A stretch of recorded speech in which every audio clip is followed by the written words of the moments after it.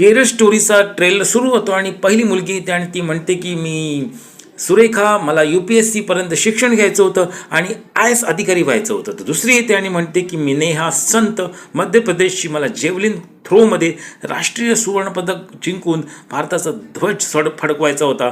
तिसरी येते आणि म्हणते की मी राजस्थानची दिव्या पालीवाल, मला सोशल मीडियावर प्रभावशाली व्हायचं होतं.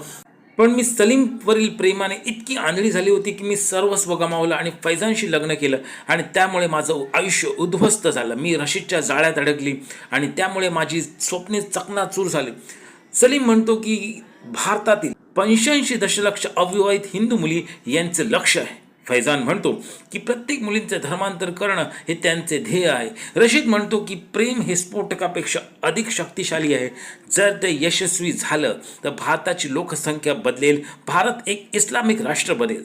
म्हणूनच आपण लढलं पाहिजे. आणि शेवटी एक घोषवाक्य, अभी नाही तो कभी नाही. खरंच असं होईल का? भारत इस्लामिक राष्ट्र होईल असं तुम्हाला वाटतं? जर वाटत असेल तर नक्की कमेंटमध्ये लिहा आणि पाहत रहा